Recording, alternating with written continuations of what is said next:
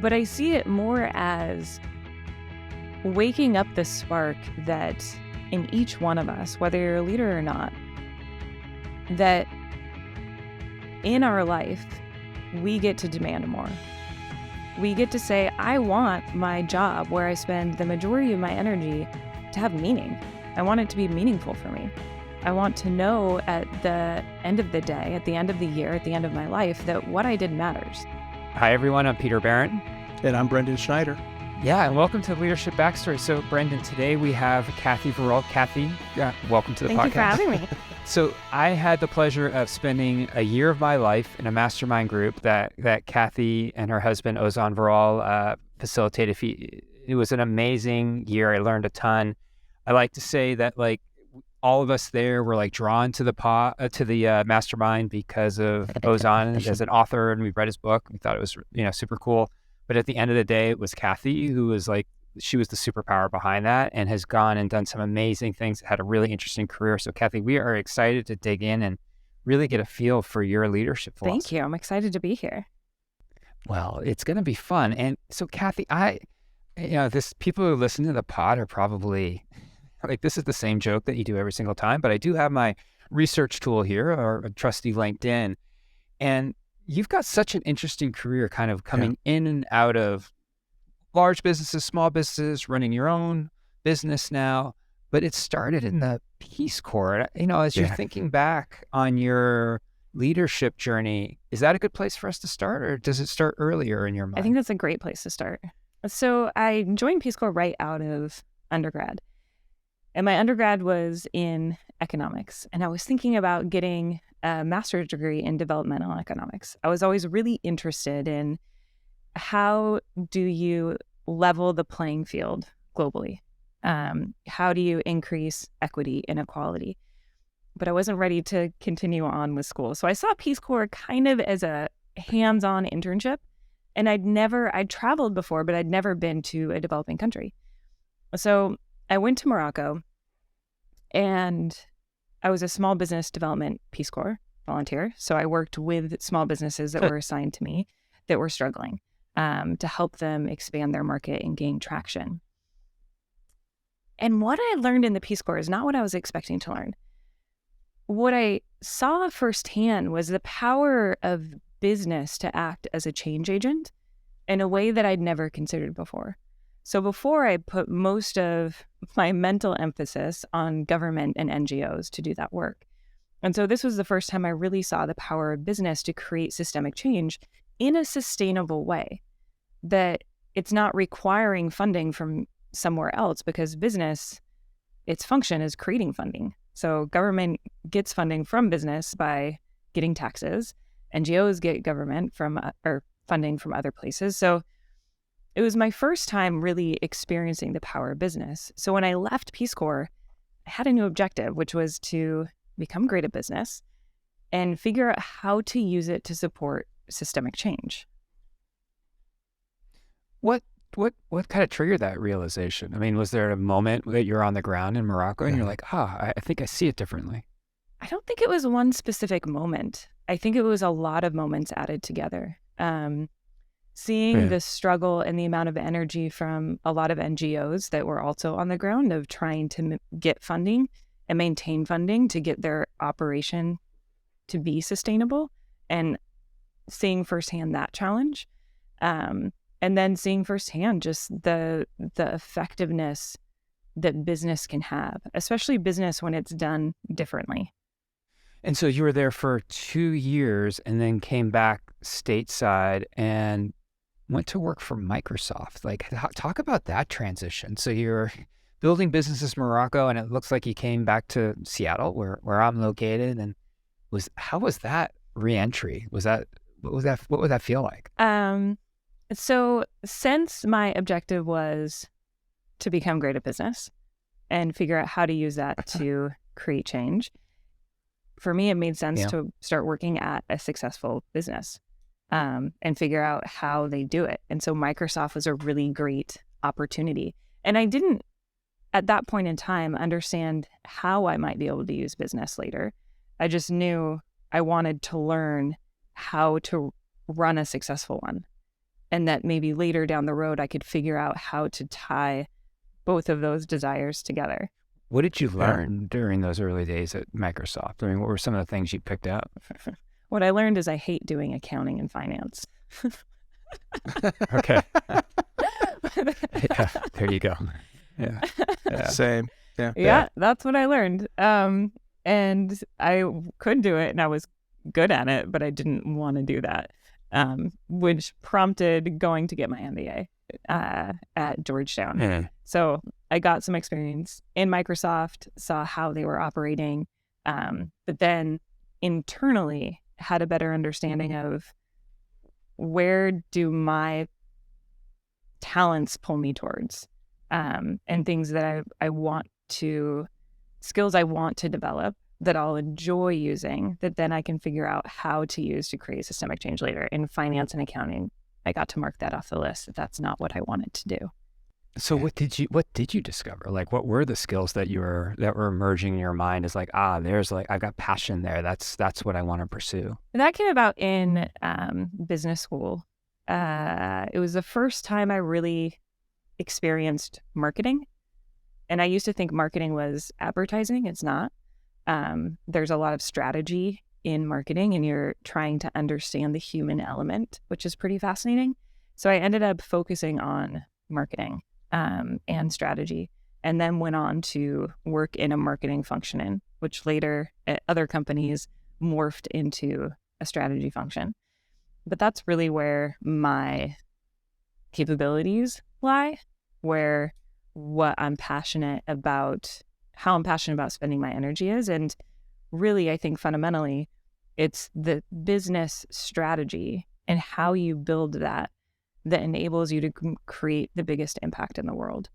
If you embed into the way your business operates intention of how you're impacting society, how you're impacting the planet, the products you're creating, the way you're innovating, that's where you really have the opportunity to create systemic change. And I know you've dedicated the last few years of your life towards this with your business, and you've got a podcast, and we'll talk about all of that because I'm really curious to kind of get a feel for like where your thinking is at the moment. But as you were working your way, from the Peace Corps to Microsoft to Georgetown, were there any leadership lessons that were starting to emerge in your head that you're like, I think this is going to be important to me being able to get to that place that I want to be?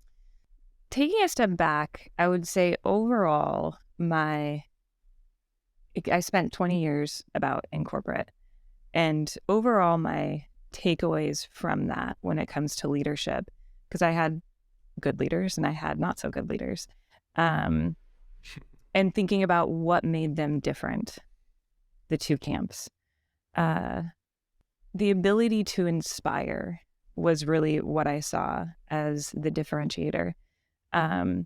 Inspire so that people want to follow you. They're not just following you because they have to, because their job description says so, but they're following you because they're inspired by you, because you spark something in them, because you have pulled them onto your team and said, you're an important member of my team. And in order for us collectively to get to where we want to go, I need your help.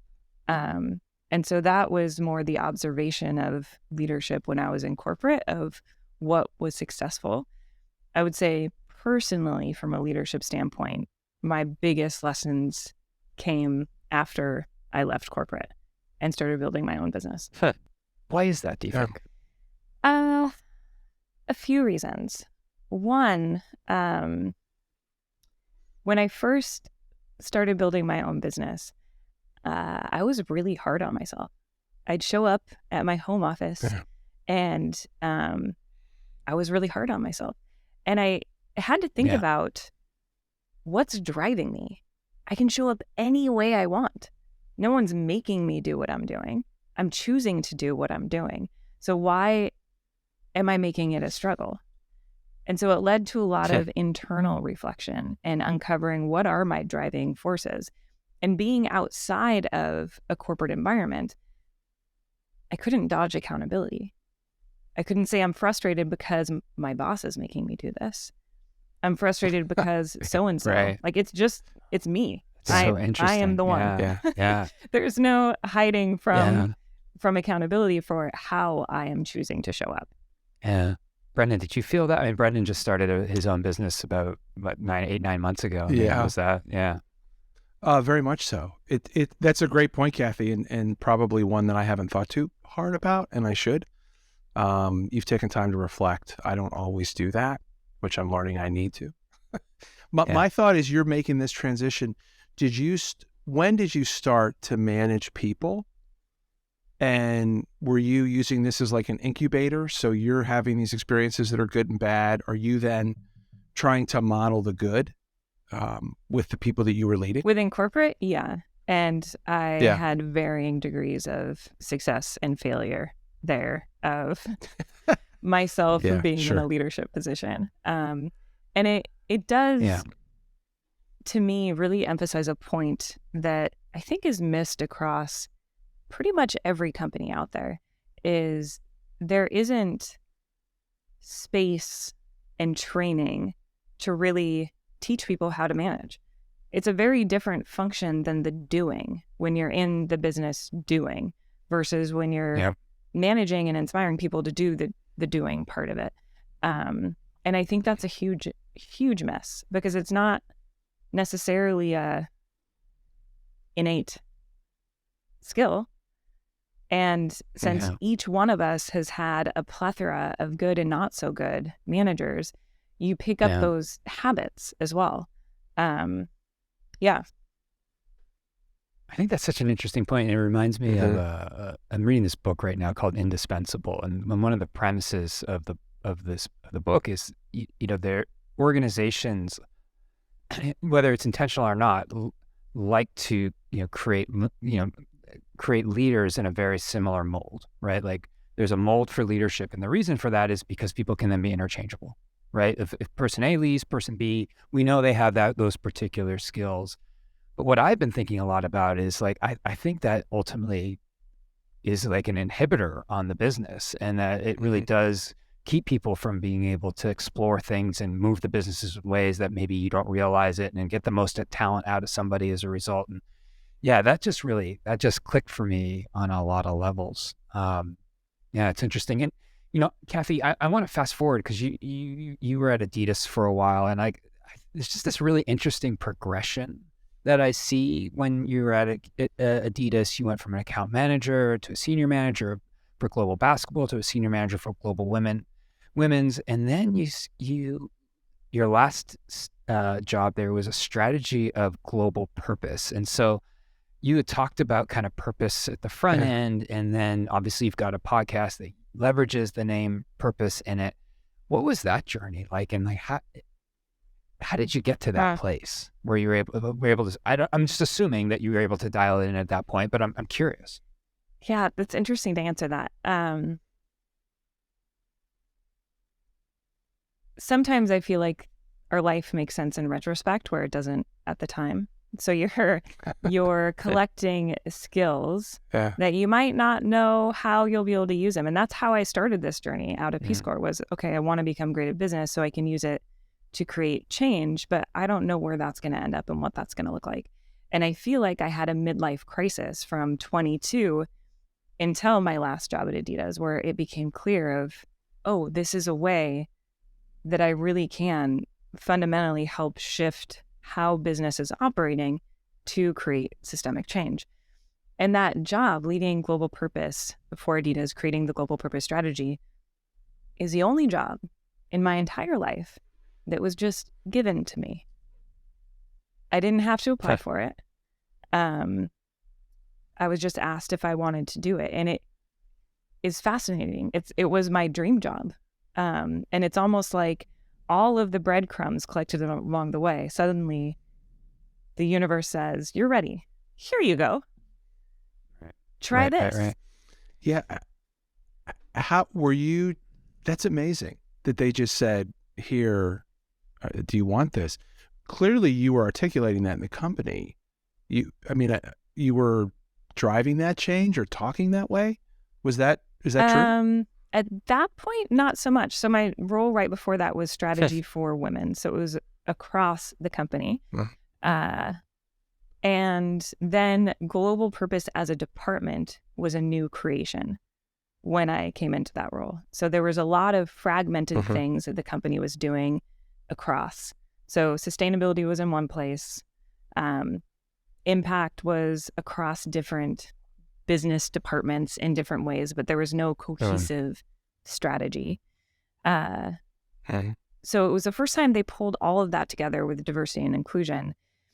And they were intentional about, let's create an umbrella strategy that makes sense for our entire company so that we're not doing fragmented things. And then that's where I came into play and was offered the role to build that strategy. What was that like, building the strategy? It was great. It was really inspiring. It was like what I had been waiting to do for 2 decades. And it was also hard. I mean, building a strategy for a huge company that crosses the globe and has a different voice for each sport, something that's holistic that will work across that and across markets, which what they're struggling with is different. That was a really interesting challenge. And so, but it was an inspiring challenge of how do I solve this question. So I created workshops and ran, I think, workshops in 4 different regions across the world to really collect the data needed to inform what the strategy could be holistically that would make sense. Why did you end up leaving your dream job? Well, then the strategy was built and it went into execution. And I looked around the company and there was no other job I wanted. And COVID happened. And it was interesting to see the way business leaders reacted, because most of them, supply chains blew up. And so the chance of hitting your revenue numbers went out the window. And I expected leaders to say, okay, the house is on fire. We're going to salvage whatever we can. We're going to pull back on doing good. We don't have the extra resources to do that. And instead, business leaders, many of them did the opposite. They said, well, the house is on fire anyway. So how do we band together and all help each other as we work through this crisis? And so suddenly there was a collective shift in leadership of a lot of it, of realizing the role that business can play in the world that is more elevated than just hitting a revenue number, that really considers society, really does consider the planet. And a lot of those leaders didn't necessarily have the knowledge of how to do this internally. So I saw an opportunity to take what I had learned and consult other leaders as they figure out how to go down this path. And so it was in August of 2020 that I decided to leave. Paint a picture. Like, what might it look like, for an organization to embrace purpose? Like, what would be an example that can help us kind of frame it in a way that maybe we haven't thought about it before? So purpose is like the why of a company, why you exist in the world. And the why should be not just make shareholders money. That's an extrinsic motivator, which ends up not being motivational pretty quickly for employees. But the why is, what problem are you solving? How are you contributing? What are you benefiting? And how do you do that through your products or services? So, for example, Tesla's why is to accelerate the world's transition to sustainable energy. So everything they do, that is the North Star of what they build off of, what they innovate off of. And it makes it a lot easier to make internal decisions when you know why it is you exist. It's a lot easier to decide where it is you're going to spend your innovation dollars when you know why it is you exist, what you're going to say yes to, what you're going to say no to. PayPal's purpose is to democratize access to financial tools. And so they've innovated a lot of ways to do exactly that, to service the segments of the population that weren't being serviced. And so that purpose, when it's embedded into your strategy, it really decides what your business model is. It's not the other way around. It Yeah. ends up being the foundation of how you operate. And do you find companies fall down on that front, or is there like, is it like bubbling in your job is to help kind of, just give it some breathing room and let it permeate in ways that maybe it's not right now? Well, I think there's a huge spectrum across companies. There's a lot of companies that have no Yeah. purpose. I would say the majority of them don't. Or they might have a mission statement that's on a wall, but it actually has nothing to do with how they make day-to-day decisions. It's just words on a wall. And so companies that really operate genuinely around purpose are growing. You see movements like B corporations. Those tend to be very purpose-led companies. They are literally saying that we don't just make decisions based on the financial outcome. We also consider all stakeholders in our decision-making, which is very different than just fiduciary responsibility. Yeah.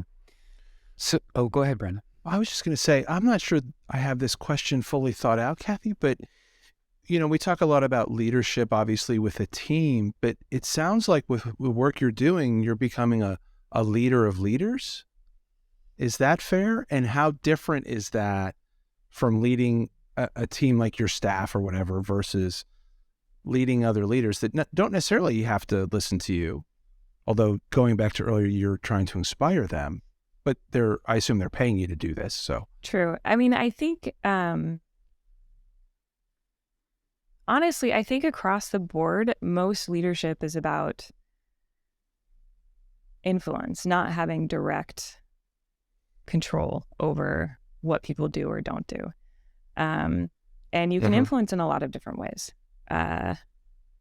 Two broad categories: fear-based influence, and like love-based influence, which is more inspiration, right? And so as I go in and talk to companies and as I talk to leaders, for me, I see my role, I've actually given myself my own job title, which is professional show and teller, because I get to go in and talk about the things that I am really passionate about. But I see it more as waking up the spark that in each one of us, whether you're a leader or not, that in our life, we get to demand more. We get to say, I want my job where I spend the majority of my energy to have meaning. I want it to be meaningful for me. I want to know at the end of the day, at the end of the year, at the end of my life, that what I did matters. And in order to be able to get to a place to say that, and I think everyone has an intrinsic desire for meaning. So to get to a place for that to happen within companies, you need some sort of purpose. So you've got your company now. How are you defining your purpose? It's actually written on my wall, which is going to sound like... Let's flip the camera. Which is going to sound strange. The actual purpose. How I've written my purpose and defined it is an oracle of possibility, helping people come out of their hiding place by coming out of mine. And how I would explain that is, I think my superpower is being able to see the possibility in people and organizations, being able to see what they could be capable of and translating that. And I think both individuals and organizations can hide from their potential for a number of reasons. And so I see my purpose as being able to articulate what is possible and then helping people get there. How did you apply those lessons as you were building your business? Because I'm just thinking about the timing, right? You spun up your organization in the middle, the early days of COVID, and you're working for yourself now. And like you said, I think earlier, like you were really hard on yourself in terms of I don't know if it was that tied towards expectations, or was there something else that was driving that kind of internal criticism? I think a lot of things. Expectations were one. So wanting to be so much further than I was, and things take time to grow, right? Yeah. You can't Yeah. make a flower grow faster by tugging on it. There's Yeah. there is a Yeah. process for things. Another Yeah. part was just unwinding things that I had wrapped my identity around. So I had wrapped my identity and worth around money in a lot of ways. And going from having a paycheck that came every 2 weeks, a very consistent amount, to a very different relationship with money, where when I get paid, it'll be a lot, but it'll be for like a day. And all of the work that I do leading up to that makes it so that hiring happens, but there's no feedback loop that I was used to, right? Because I'm working on my own. So there's no boss telling me good job and patting me on the back. And because my relationship with money had to change, there wasn't even the reinforced paycheck showing up every 2 weeks. So there was a lot of unlearning that I had to do to be comfortable in the space I moved into and chose to move into. Okay. How did you work your way through that? Self-reflection.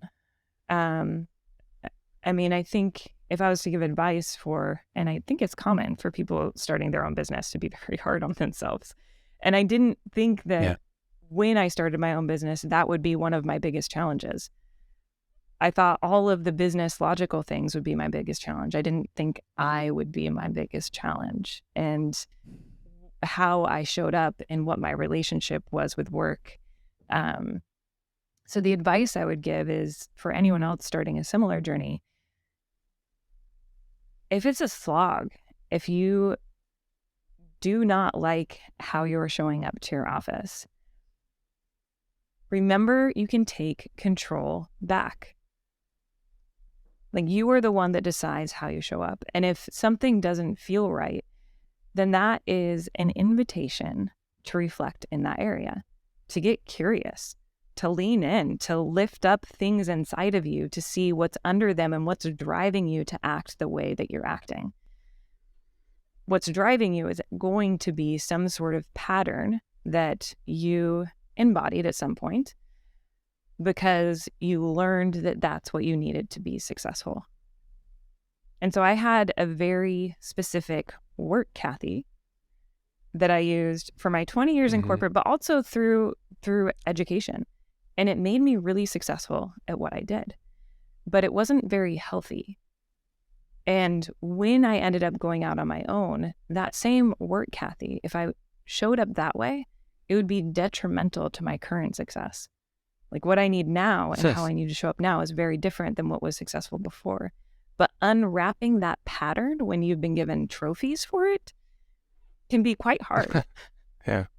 It's like you're creating, you had to kind of figure out what is your real persona, like what is your real being versus what the game, the theatrics that maybe you had to employ Absolutely. before. That's hard. Yeah. Well, and I needed to hear this about 3 months ago, Kathy. So this is great for me right now.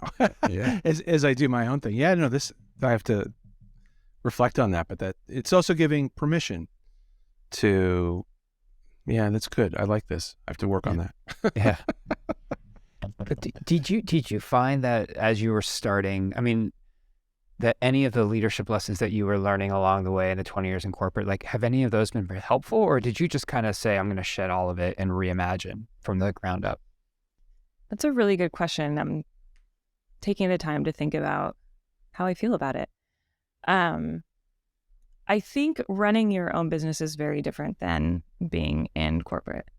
So unless you start a business that is a corporation with a lot of people in it.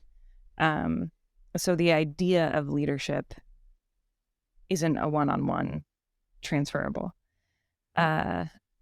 I would say that the biggest lesson that I mentioned before from my experience with leaders in corporate still holds true. The importance of inspiration, the importance of authenticity, the importance of genuinely caring about what it is you're doing, because people feel that. Whether your words are saying, if your words are saying one thing, but how you feel is another, people will pick up on that when you're in a leadership role. So the importance of really being aligned with what you're communicating, what you're asking people to do is really important. I think a lot about authenticity. And so in how you build things in an authentic way. And how does that work for you, as you're growing your business? Like what does authenticity mean for Kathy Varol? It shows up in a number of ways. So I've been on my own for 2.5 years, and it's been a journey and a lot of lessons that I think I needed to go through to learn. But one of them was, at the start, I had never built a business before. So I researched and to find out, how do you build a business? What do you do? How do you generate business? How do you be successful? And I did those things. But some of them just sucked my soul. And it turns out those things that sucked my soul also didn't end up being helpful. They didn't have the result I wanted them to have. And so through this journey was learning, again, I feel like a lot of lessons in my life I learned over and over again, was learning to trust my own energy. And when my energy is going towards something, there's a reason it's going towards something. And that's where I should put my energy, instead of forcing myself to do things that are draining my soul. And when I actually operate in alignment that way within my business, I'm happier and things just work better. That those things that I have energy towards, I probably show up in a different way, more alive, because I enjoy what I'm doing, and the result is better at the end. So what role does purpose and profit play in all of this for you? Because that's a podcast that you've been hosting for a couple of years now, and I'm curious, like how does that fit in terms of, because it strikes me as it's a great chance to demonstrate yourself as a leader in the space, right? You're talking to important people, you're having meaningful conversations, but is there something else there that, that the podcast is fulfilling for you? So the podcast for me is a number of things. I get to talk to amazing people who are doing business how I think is right, in a different way, with intention of how they're impacting to society and the planet. It gives visibility that this is one way someone can approach business. And I interview people across all industries, because there isn't a one size fits all. So to give inspiration of, this is how you could solve a problem you might be struggling in your own industry. This is how someone else did it. So to give visibility to a new way of business. And also, I guess, is like a thanks to the people who are doing it that way. And I speak a lot to companies on how to drive profit with purpose. And so it definitely, the podcast is on that theme and reinforces it. I wanted to ask that question because you're the first guest that we've had that actually has their own podcast. So this is kind of a fun new area for us. But it makes me think about why our podcast means so much to me. It's because we do get to talk to people who are doing really interesting things and have had experiences that neither of us have had or may never have. But I feel like there's always something at least one thing out of every conversation that I pull out of this that I will reflect on, right? And we'll spend a lot of mental energy thinking about to understand, how can I apply that to the work that I do, and how can I make myself better and the people around me better? And I know, does that resonate? Does that kind of hit home for you in terms of why you do the pod too? 100%. And stories from the podcast have ended up in my keynotes. I'll highlight some of the companies I've talked to and how they're solving challenges, how they're innovating around purpose. So it's definitely inspirational for me as well. Yeah. You've had such an interesting journey, Kathy. I mean, from starting in the Peace Corps to working in large corporations, the business school, and to now you're your own boss, right? And you're building a business the way that you want to see that business be built and making change that's important to you. As we've kind of gone through your career and thought about all the different stops and the lessons learned, like if you could do it all over again, would you walk down the same path, or would you walk down a different one? I'm going to give two answers to that. One is going back to the analogy of you can't make a flower grow by pulling on it. I do think there were lessons I needed to learn. I do think paths aren't linear. And so you have experiences that inform your collective skill set or your collective perspective that are really important. I actually wrote a poem called The Stone and the Leaf a couple years ago that talked about two different ways of living. And one is like a stone falling from the sky. And it's going straight on one path. There's no detours. It is focused. It is going to land exactly where it intended to land. All right. The problem is it's going to land exactly where it intended to land. If it didn't have very big imagination, it's going to land exactly where it intended to land. And the other way is to fall from the sky like a leaf, where you're dancing with the wind and you will end up somewhere you never dreamed of. And that is a more playful way to operate. And it's being in connection with what's around you instead of putting your head down and powering through regardless of what's around you. And so when I look back at my career, I was definitely a stone. I picked up things along the way that made it to where I can do what I do now, but I think I could have had a lot more fun on my journey before. If Work Kathy was a bit different. And I wonder if I actually would have been more successful if I showed up more as me and who I am in my aliveness versus showing up as how I was asked to show up. What held you back from being you? So if we go back to what you said earlier about the book you're reading that talks about leaders within a specific company will be patterned very much the same way.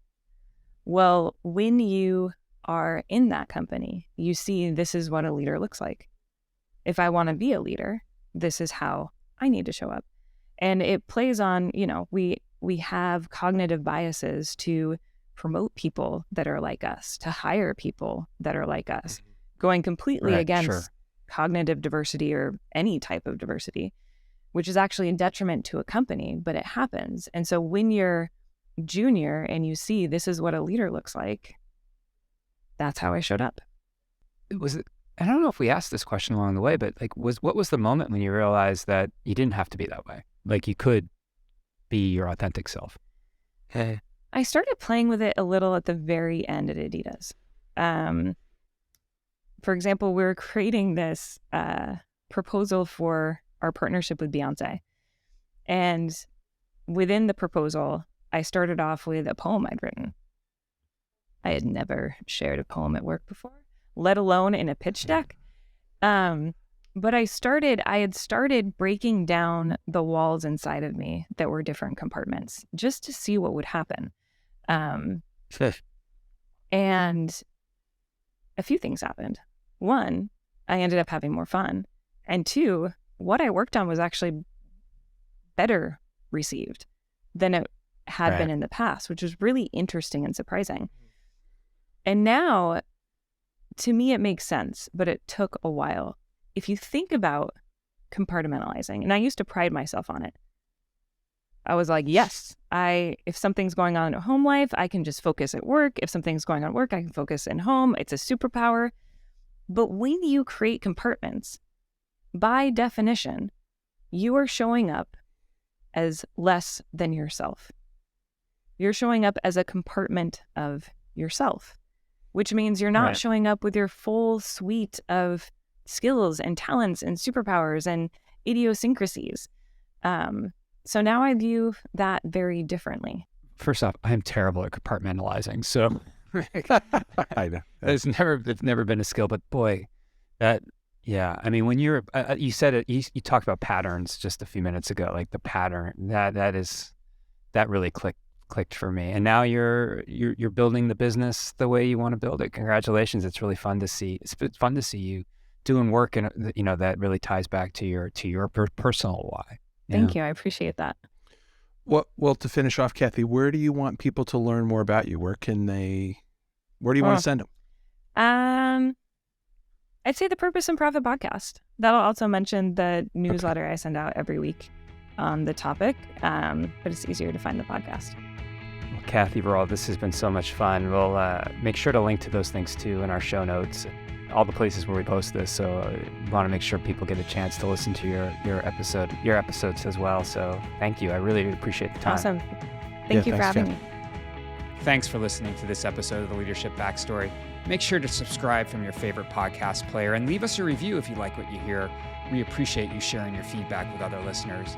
Peter Barron and Brendan Schneider host the Leadership Backstory. Catch you on the next episode.